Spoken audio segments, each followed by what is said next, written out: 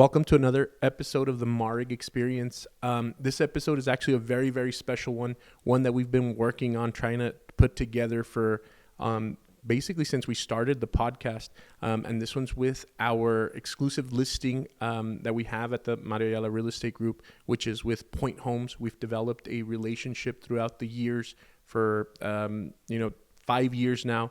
We've developed this relationship, and I think it's going in a good direction. And we were finally able to get the builder himself here with us today. I wanted El Paso to meet the builder, to know exactly where we started, what we're going to be doing, and what the plans are for the future with Pointe Homes. So without further ado, Carlos Villalobos, welcome. Hello, thank you for having me. I've seen you've had a lot of success with your podcast, so I'm happy to be a part of it. And yes, we have had a hard time coordinating, but finally we're here. So finally, right? Better late than never. Yes, sir. Perfect. Carlos, right off the bat, a lot of people have the reason I wanted to do this podcast is because a lot of people have some sort of image of who a home builder is, right? They think they're people that sit in their ivory towers and hardly ever, interact with the people, hardly ever come to the subdivisions, to the product. And I wanted to let El Paso know that that's actually something that's very, very different here at Pointe Homes. Tell us take us back to the beginning.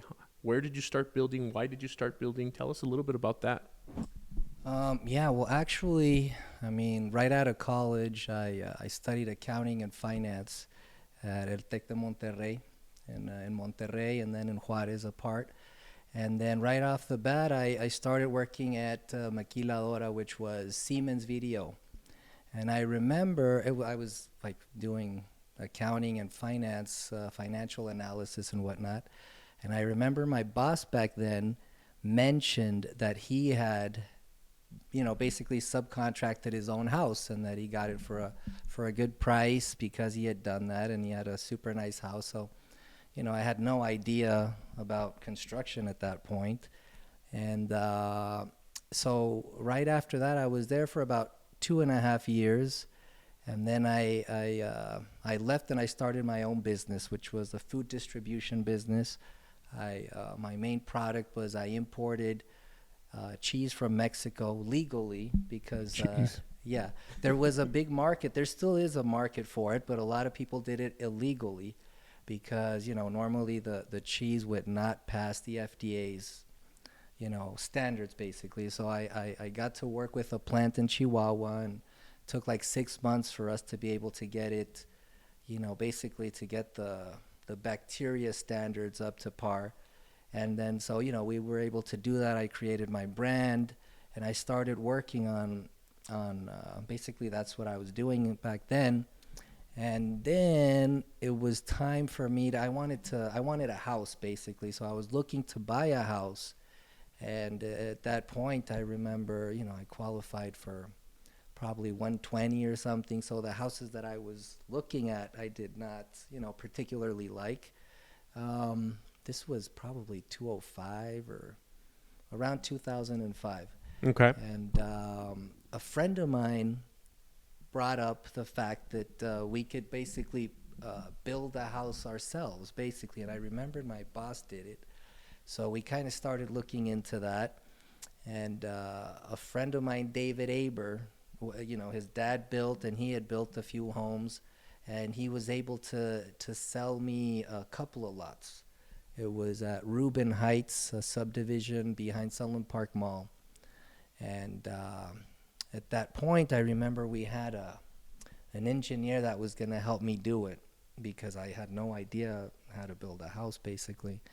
And but this guy ended up being super flaky. I couldn't count on him, and eventually he got fired, and I started doing it myself, basically. And it was one of these things, step by step, learning how to do it. And so you were running your own house? Yeah, basically. And so it was, it was difficult starting from zero. I had no idea, what it would entail.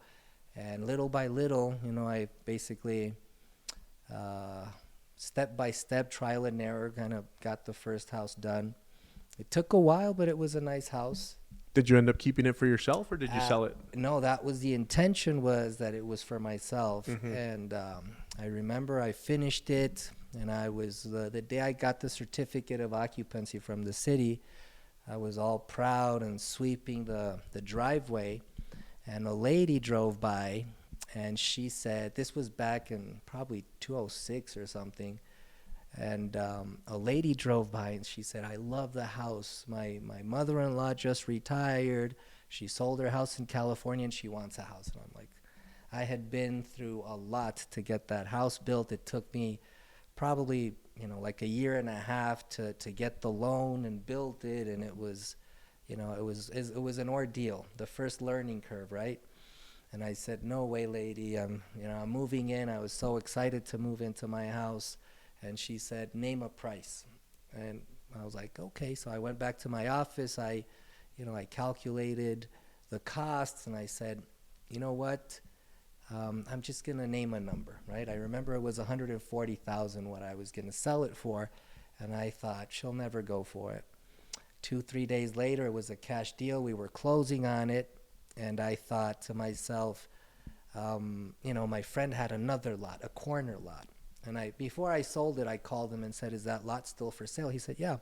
So I'm like, okay, well, if I sell it for 140, I remember it cost me 110 back then. So I said, I could maybe build something a little bit larger. I knew how to do it now.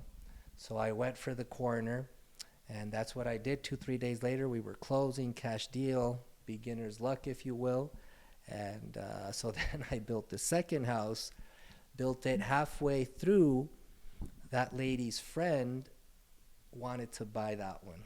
And so that's kind of... At this point, were you already called Pointe Homes, or was it just No. no-name builder? Yeah, it was basically, I created it was because the intention wasn't for me to become a home builder.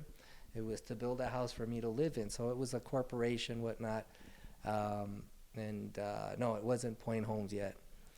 And basically, then it became kind of like a pre-sale halfway through, and it was a little bit of a larger home.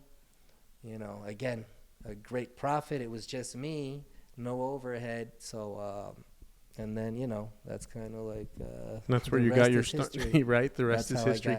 So you got your start.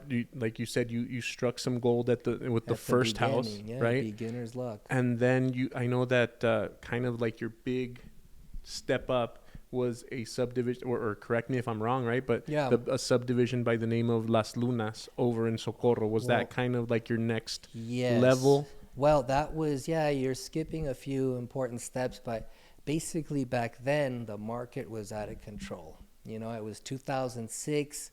It was like the height of the market, the stated income era where everybody could get a home. And basically, if you had a lot, it was like money in the bank. So obviously, all of the lots for affordable homes were not available. All the big builders would buy them, and so there were no lots. So that's when, basically, it's interesting because right now we're at Hacienda San Gabriel. There was a luxury subdivision back then called Hacienda San Miguel right down the road. And there were some lots available for luxury homes, and that was it. That was like, at that point, then I thought to myself, okay, this is interesting. I'm going to become a builder. So then I got a more expensive lot to build, like a luxury home, right? That was all that was available. And at the same time, I was like, if I can't purchase lots, I might as well create lots, develop lots. So, I was very active back then, young and full of piss and vinegar, if you will. And I found a piece of land in Socorro. I remember Gabi Reyes and Rafael, what's his name? They found that piece of land for me, 42 acres. And, I thought to myself, let's build some lots, Lots were, at that point, it was like money in the bank, basically. So as that was kind of like at the same time as I was building this, more of a custom home, I started developing Las Lunas, 187 lots. And I remember that, I was probably 25, 26 at the time, a kid, and I was like, my brother was, basically invested with me in this venture, and I had to find a loan for this. And I remember I went to every single bank in the city, and everybody said no. I was a kid. They said no for the development? Yeah, I mean, basically, it was a big loan. So I went to every single bank. I even went to Las Cruces and spoke to probably 20 bankers. Everybody said no until I met this banker called Bill LaRue. His name was Bill LaRue, and it was the National Bank of El Paso back then. And they said yes, after 20, and after I visited about 20 banks. So I was able to get this loan, this big loan, and started developing this great subdivision. It was a development loan? Development loan, because you yes. had already purchased the 42 acres, right? Well, yeah. Okay. Yeah, I mean, I partially purchased, so basically the loan was to develop and finish paying for the land. This was like a big project, and everything was going great. I was able to get, the right people to help me. I've as a builder, you don't always know everything, but then you need to know who to go to get the right answers, right? So I was very resourceful at that point in time and just very determined. So, by the time the subdivision was being built, probably around 2007, everything was going great. The subdivision was, beautiful, and I remember it took a lot of infill, basically a lot of fill material. It was like 10,000 truckloads of dirt. It was a big, very exciting, and it was going great. And I remember getting all kinds of calls from builders wanting to buy lots. And it was like the big, I was like, at that point, I was flying high. It was like the first home run. And I was, I wanted to sell about half of the lots and keep the rest for myself. And I was like, I felt like Donald Trump. I was, I was flying high. And as the subdivision was coming to its conclusion, the development, then 2007, 2008 hit, right? The worst, the real estate crash, the biggest mortgage crisis in the history of the world, basically. And the genesis, if you will, it was toxic loans, was real estate homes. Single family houses were the enemy at that point.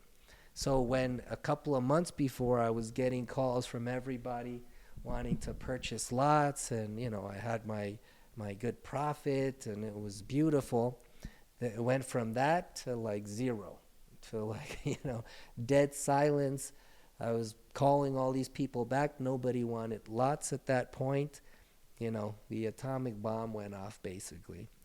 And it was it was a very difficult time. It went from beginner's luck to, wow, now we have a big problem. Exactly. And so you were stuck with all 180 lots at this point? I was stuck with 187 lots and a big mortgage payment, or not mortgage payment, a big, payment from the bank, basically. And so now I had to sell the lots, but nobody wanted to buy lots. It was like basically day and night. Somebody turned off the switch suddenly, and now nobody wanted lots. And I remember that I started my model homes there. So I said, I'm gonna have to build this out myself. And so I started my model homes, and at that point, I remember that I had a line of credit to build houses, and that particular bank I was working with, like a lot of banks were in trouble. They went under. Well, they didn't go under, but they were basically, they had lent over the limit, It was back then, before 2008, it was a party. It was a party, and everybody was having fun. And then suddenly, it's the hangover, right? And this particular bank, because they had overlent beyond their lending capacities, they had to cut all the small builders. So then, everything started going wrong at that point. Not only did nobody wanted to buy lots, my only line of credit that I had was suddenly canceled. So then, again, I had to visit every builder in town again, trying to sell lots. And, they kind of saw me like, I mean, how did this kid get into this mess? At this point, you were what, 27, I was 28? about Probably? 27, yeah. And they looked at me like, God bless you, child. But, I mean, they all thought I was, going Vaya to con go Dios. under. Yeah, pretty much. Vaya con Dios. And it was kind of like funny. I remember I sat with Jack Winton, and he came out, and he was just asking me, like, he told me his story. He was, a lot of builders were gracious enough to sit down and talk to me. But, they didn't want to, nobody wanted lots. Everybody had to unload their stuff, and it was just unprecedented, right? So everybody was scared. And here I was, 27, with a huge loan, huge monthly interest payment. I had no line of credit. How much was that monthly interest payment? Do you remember? It was about $40,000 a month, approximately. And so it was a very scary time for me. And again, I mean, I had no choice but to just, go everywhere. So again, I knocked on every door. I sent, basically flyers and mail outs to everybody under the sun.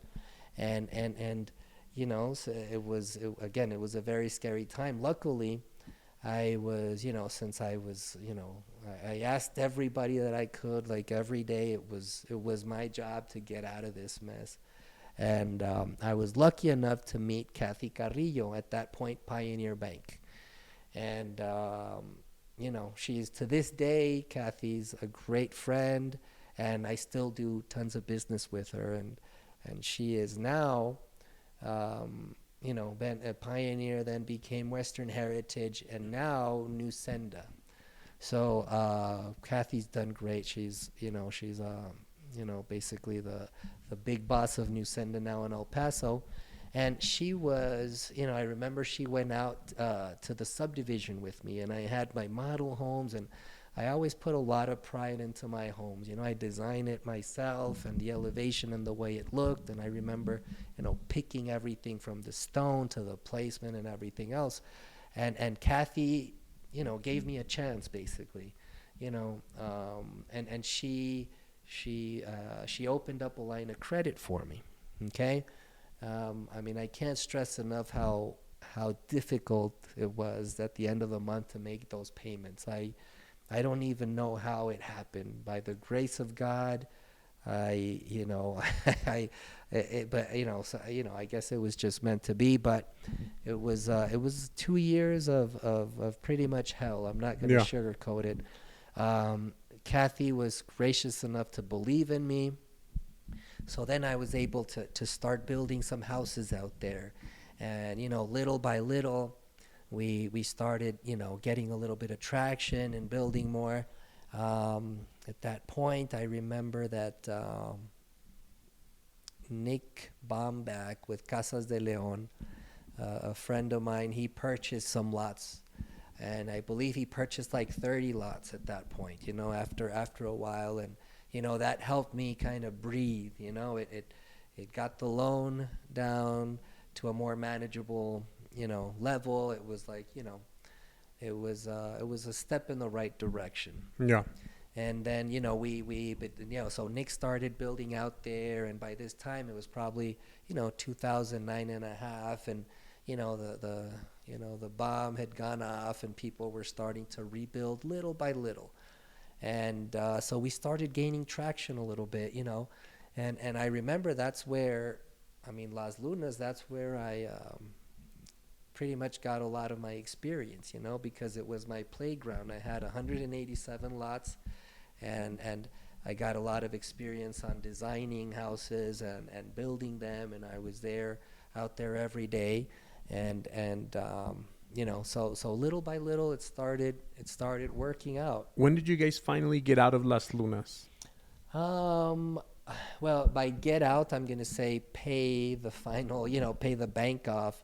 I would say it was around probably 2010 or 2011 where I was able to pay that bank loan off. And then the rest of the lots we're pretty You much still paid had for. lots to be able to build Yeah, I and still stuff. had some lots. Okay. And so, funny enough, I mean, it was kind of one of those situations where if I wasn't in that big mess, I would have probably stopped building altogether, but I had no choice. And the bank that financed the subdivision also had no choice basically but to work with me. Yeah. And so eventually they opened up a line of credit and I gained a little bit more traction. And those 2 years, I'm going to say, they taught me a lot. That's how they say, if you owe the bank $1 million, it's your problem. If you owe them $10 million, it's the bank's problem. Something So like that. Yeah, I mean, no bank wants to keep, the bank doesn't build houses, so they worked with me, luckily, and I was able to get out of that mess and learn a lot. And funny enough, when I got out of it, it opened up a lot of doors, because now everybody remembered me as that kid in 2008, basically begging to sell lots. And they saw that I got out of it, and it was, almost miraculous. Yeah. So I think that got me a lot of respect from the community to Street cred, as the kids would say nowadays. You could say that. And so now I was able to start buying lots from the larger developers, like Southwest Land gave me a chance over there at a community called Waco Club Estates. And that was kind of how I got my foot in the door, as you will, to being a larger builder. What would you say your average square footage was at that time?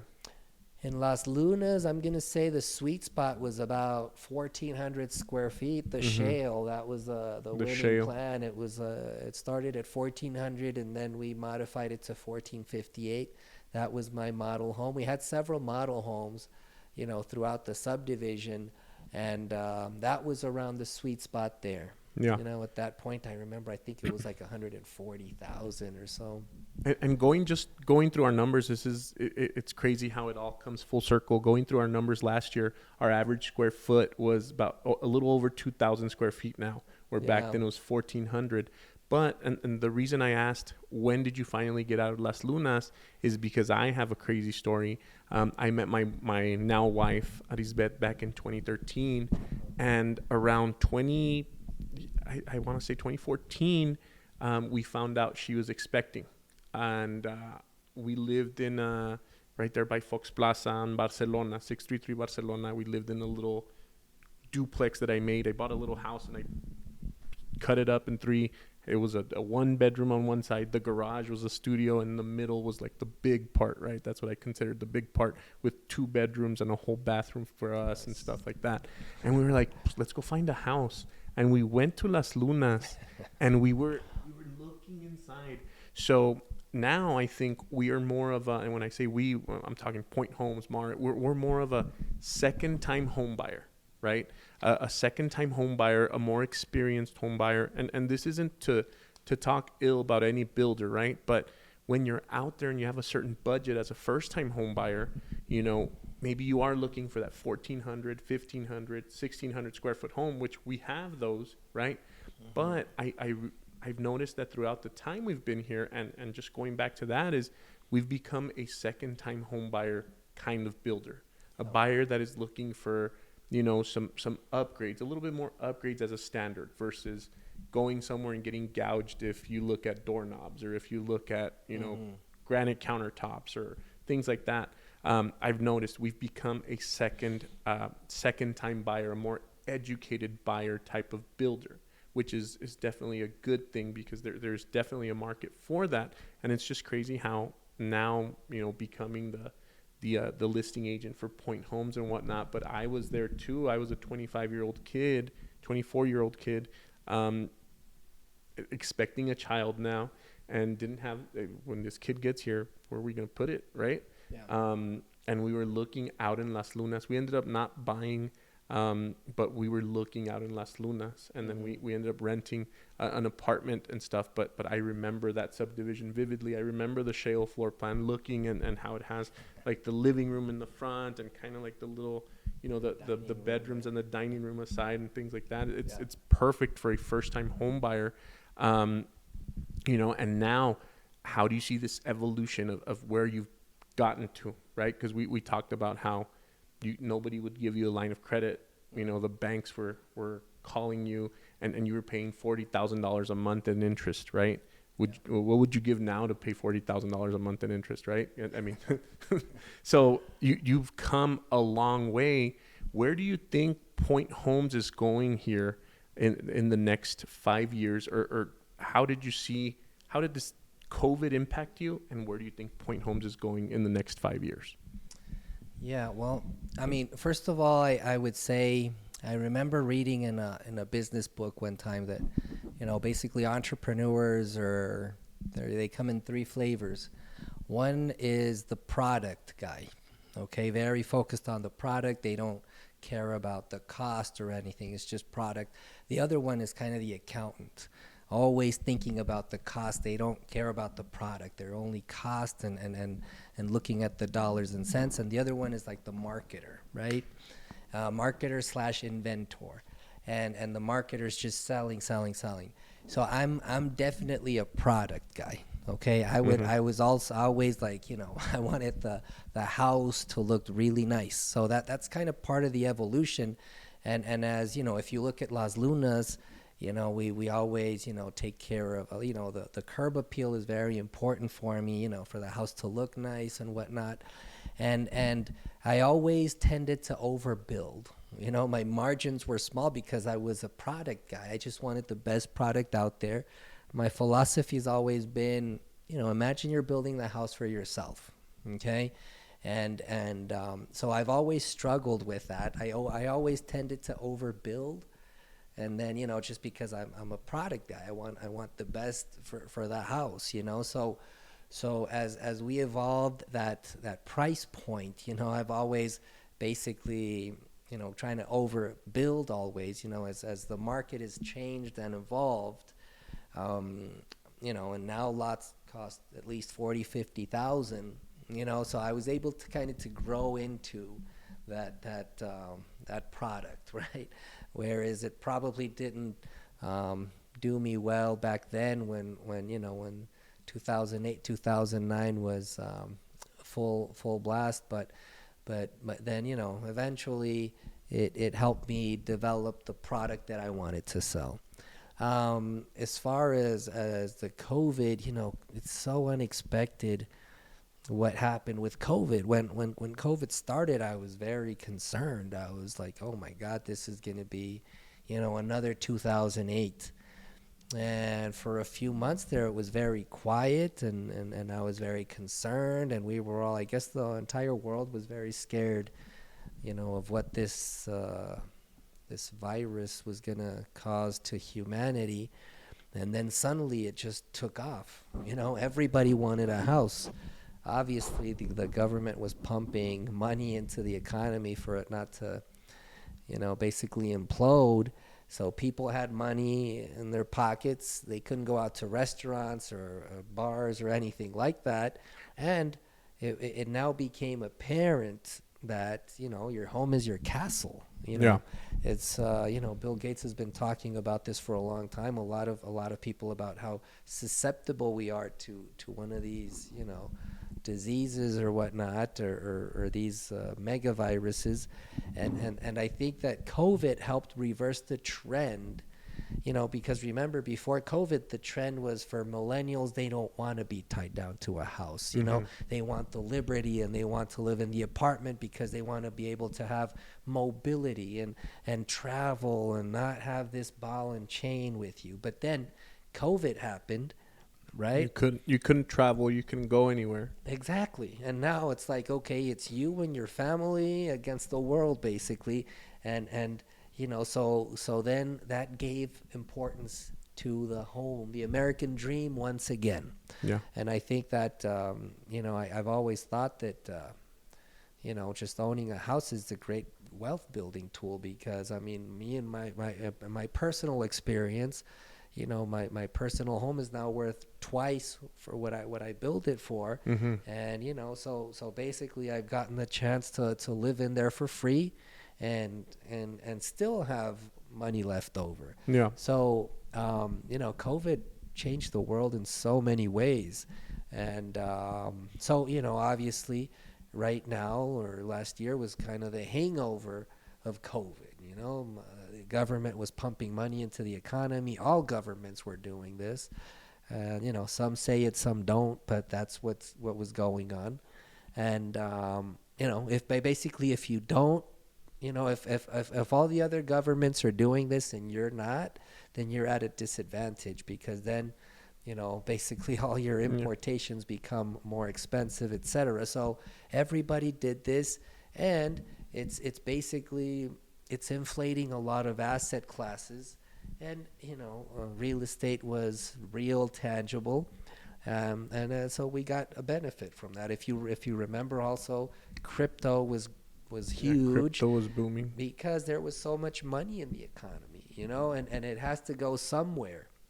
So, but whereas crypto is an idea, a house is real, bricks and sticks. So it definitely changed the world. And as for where do we see Pointe Homes in the next 5 years, my goal is to become number one in El Paso, and we've been gaining market share. We as we were looking at the 2023 numbers, we've been growing and gaining market share. So, I definitely the product for me is an evolution. It's a constant evolution. Whereas all of my consultants and software consultants and everybody, basically points to, just have a limited number of plans so you could control them and build them over and over again.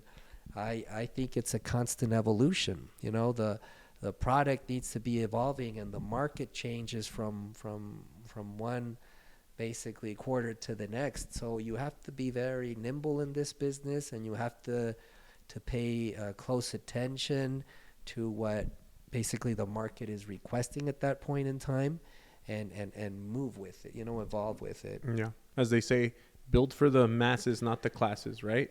If somebody was looking to buy a home, a very simple question that I ask, whoever is on here and whatever product they're selling and whatever product they're promoting, why should somebody buy a Pointe home given the fact that they have all of these other options out there, right? Because now I think there's like 40 different builders out there that build maybe one house, two houses, and then there's the big ones. Why would somebody purchase a Pointe home versus any other builder out there? Yeah. Well, I'll go back a little bit when you said tract. I still don't think we're a tract home builder. Basically I still approve and modify each and every color selection, and I'm still, every house is a little bit different. And so yeah, I wouldn't say there's 40 builders out there. There might be, there's a lot that build one or two homes, but that's a different story. That's another business model altogether. That's always going to exist basically here. But I think that at this point in time there might be around 15 builders that are batting more than a few houses, and again, I it's one of those things where in my mind, I have the best product, but it's like your own children. Yeah, it's like, because I build, with what the market can afford. I always analyze the variables, and I try to build the very best home that money could yield, right? So, in my mind, I build the best home. So, and that's not to say that I do. I'm just, that's my opinion as a builder. That's because I design them and I build them like that. So, there's just like, I try to use a lot of common sense. I try to use, again, I always build with the mentality of, if this house was for yourself, what would you do? Like, most of our houses have basically sloped roofs, right? That's the first theory of architecture for water is, basically, Get it out. Yeah, get it out of the way, right? Mm-hmm. So we rarely do the flat roofs, because that is, in my mind, right, that's basically against that logic of like get water out of here, you know. Basically, you're doing the contrary. You're holding water in a tub, and then little by little, you know, draining it through the scuppers, right? Mm-hmm. But there's more, you know, with time and settlement and stuff. There's more possibilities to have leaks, and you know, it's just a sloped roof is just simply a better roof, in my opinion. Right now, you know, when you say the next 5 years, like right now we're going Energy Star with everything. So we, you know, we're gonna start doing. We already started doing foam insulation. That way you get rid of a lot of the basically the vents in the roof, and that's the same principle with the water, right? Like for example, when you do foam on the roof deck, you do it up against the roof sheathing, so that way heat doesn't get into the house. When with more traditional insulation, you have basically the insulation over the drywall over the ceiling, but then you know you have your roof cavity is still gets hot, and then the house breathes. You know, you have your vents in the soffit, so basically air comes in through there and then leaves through the vents in the roof, right? So when you insulate all of when you use foam for the roof, then you don't get heat basically into your home. So that's one of the features. You know, we always do, for the most part, slope roofs, which is not to say like sometimes with custom homes or, you know, sometimes you have to do flat roofs, but you know, we choose to use very good materials like TPO, which is like a very solid plastic. Whenever we do flat roofs, we're very careful with the materials we use. But again, we have to warranty these homes. So, you know, the last thing you want are leaks. You know, that's not a good look, and that's not, you know, we don't want to be fixing leaks all the time. So, you know, that's very important for me. Basically, curb appeal has always been important. So we use natural stone and cantera and different designs on the exterior so that the house looks very nice and has a good curb appeal and a good resale value. Architecturally, I've learned a lot. I designed for the most part most of the elevations, and I'm very involved in all the You're floor still plan. very hands-on, even though, I mean, like you said earlier, now you're at 180 homes in production, but like Yeah. you're mentioning you're still very hands-on with the Oh, yeah. process. You bet. You sign off on every single selection of the materials, of the colors. You still have, the final say and input into the every elevation that gets made here at Pointe Homes. That's Yeah. definitely a big plus, being still a very hands-on builder, which, I mean, it I guess it comes with the territory, right? As you get Well. bigger, different territories, different areas. I know that we also started the Las Cruces market, Yeah. which was a big change. Just that learning curve. Do you think it was the same as Las Lunas all over again, or now that you have all the infrastructure, a little bit easier to penetrate a market like that? Well, yeah, definitely. Like, when you say, yeah, I sign off on the color selections, I also sign off on those on those loans and construction loans. So, that's a big responsibility. So you want a product that has value, that is gonna move, that competes well, and so yeah, you have to be hands on. I think, and yeah, definitely. Going into Las Cruces, yeah, having a good team helps a lot, because, it's not a one-man show. It's a lot of people in the operation, and the challenge is now I have way more people to bounce ideas off of and learn quicker, and obviously more resources to, basically learn quicker and just basically execute. So yeah, I mean, definitely having a team helps a lot. And like Warren Buffett says, just when you're bigger, it only means that your mistakes have more zeros attached to it. So it's like everything in life. It's there's pros and cons, right?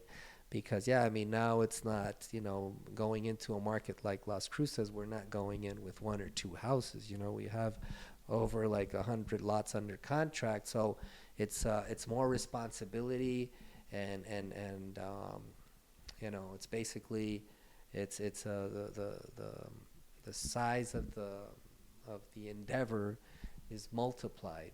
But at the same time, I have a great team that helps me evolve and adapt and execute. So again, like everything in life, it's there's pros and cons. Yeah. Outside of building, what can we find Carlos Villalobos doing? I know that you have a beautiful family, Thank you. young kids. Yeah. What can we find Carlos Villalobos doing outside of the home building side? Gee, I mean, I work long hours, and there's not a lot of time for everything. I mean, basically, Monday through Friday, it's working and then getting home and having dinner and, basically spending as much time with the kids as possible. But I get home kind of late, around 7-ish, sometimes 8. So those 2 hours are for my kids, and then going to bed and starting all over again. I try to get some workouts in on the weekend. I definitely Go ahead and pop up those pictures that Carlos sends me. Put it over this as an overlay. Just kidding. No. I think it's very important to exercise. I mean, just to keep your sanity. It's just it's a very stressful job for sure. And I work out at a gym, about 3 times a week. That's all about all the energy that I have to and time. And so, I'm very chill, I don't go out, I don't drink, I'm just like a family man in work. And when I can, I get in some workouts, and that's about it. When I picked up skiing again last year. I hadn't skied in 20 years, but then I got into it with my family, so it's a great family activity, and I love it. But that's we live in El Paso, so that's not an everyday kind of thing. So whenever I have a chance, that's my preferred thing to do, like a hobby. But it's once in a while. But other than that, it's just like family, working, and working out when I have a chance, and that's about it, man. Cool. Any big projects that you may want to let El Paso know about that are coming up here? Anything that you may want to share here? Well, obviously we're going into Las Cruces. That's a big project. We have a ton of lots right now all throughout the city. The whole evolving the product into Energy Star is an endeavor into itself, but we are getting into multifamily and rentals. We have some duplexes we're about to build over there by Billy Cruz, and then we have 2 large multifamily projects. One by basically New Waco Tanks Road and North Loop. That's a big one because there's like an industrial area being developed around there. And then there's another one on McNutt Country Club. So we have those 2 projects. They're pretty big. We're also developing an office warehouse project here in Sunland Park, actually just a few blocks away from here. In Juarez, we have Metrica, which is basically a retail center development company. So we're developing 3 different projects right now, and we have like 2 or 3 in the works. But a few of them are pretty substantial. One is basically Plaza Arce, which is at Las Torres. That's a very basically heavily populated area, and that is the equivalent of about 150,000 square feet, and that's being developed. And we have a McDonald's, a Kentucky Fried Chicken, an S-Mart going in there, so that's super exciting. And that's already being developed. And then we finished one at Catalamasca Mandari, where we have a Cinépolis, which is basically an international movie theater chain. And yeah, we have a few projects going, so that keeps us pretty busy. Cool.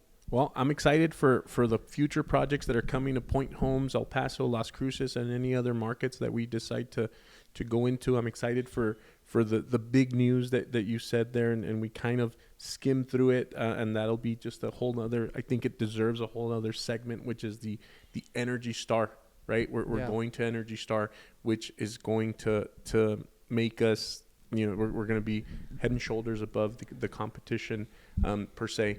And, I'm just excited for what's to come in 2024. If you have any questions, as you guys know, we're the exclusive listing agent for Pointe Homes. Contact us today.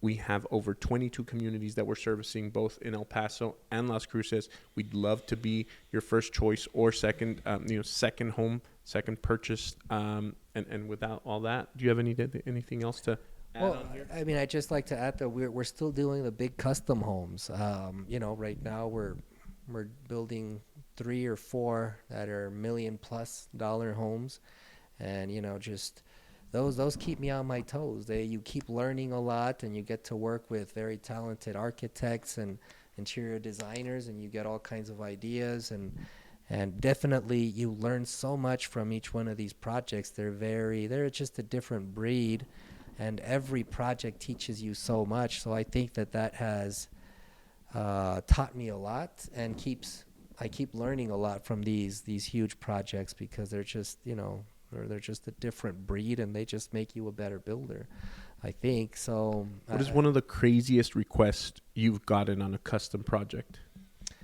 Oh man, I mean, if you could disclose it, because I know some of these people are. Yeah, no, I mean, right now we're working on we've been working for a few years on a house that's going to be about 25,000 square feet, and it's just a beast. It's actually a little bit scary, because it's just, it's a gargantuan project.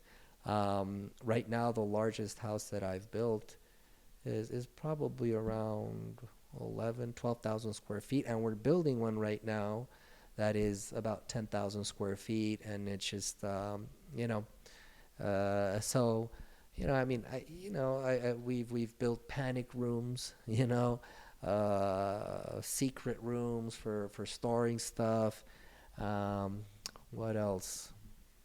Just basically, this huge house we're working on is going to be, have all kinds of, like, a basketball court and all kinds of stuff. That's as much about as I could say, but it's a different kind of breed. It's a different beast. It is. But I can't tell you how much I learn with each one of these, because a lot of my knowledge has come from learning from really good subcontractors. Everybody specializes. I've learned that everything is a science. Even painting a wall is a science. It's easy enough to go to Sherwin-Williams and get a few buckets and just paint it, but there's a method to everything. And even painters that have been doing it for all their lives, sometimes can. So we all learn from each other. So, these big houses, again, they teach me a lot and give me new ideas all the time, and that's one of the reasons I keep doing them, because most of the time, again, consultants and common knowledge tells you to focus on this, focus on that. But at this point, we've made a name for ourselves as a custom builder also. So I just keep getting customers, and it's hard for me to turn away. Yeah. We are building a brand new, basically design center for custom homes exclusively at La Villita here on Mesa, where the Whole Foods is. It should be ready in a couple of months. That's going to be exciting. Nice. And we are expanding over there on James Watt as well. And so, yeah, just keep it moving, man. It's exciting. Keep it moving. Well, like I said, that's great having finally Carlos Villalobos here on the episode. Hopefully we can have him here, depending on the outcome of this, which I know it's going to be a very, very successful podcast. Have him on here a couple times a year at least, just so he can keep us in the know of what's going on with Pointe Homes and how the community can be better serviced by their Pointe Home, by their builder, by knowing their builder, and take away that stigma of, the builder, the person that built my home doesn't care. That's one thing that you alluded a lot to during this episode, that you build each house as if you were going to live in it. And that's definitely something that you need in a house for it to feel like a home, right? Yeah, definitely. Again, like I said, I signed those loans, so I'm in this. And yeah, I mean, basically, it's again, I build them as if I'm gonna live in them, and that's why we keep evolving and the style, and we're coming out with new floor plans and new styles all the time, and so it's all fun, and you need to keep having fun as much as it is very stressful.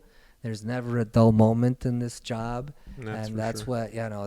That's what keeps it fun and motivating and challenging. But thanks for having me. This was great. Cool. I'm pretty sure we're gonna give Cat Williams and Club Shay Shay a run for their money. Right. This is gonna go viral. I'm pretty sure. 8 million views by next week. Hopefully we can have your brother on here, talk a little bit more about Metrica and what's going on over there. That, like I said, this one's going to have a lot of sequels to it. I hope so. I have a feeling it will. This was fun. All right. Thanks for having me. Thank you for being on here.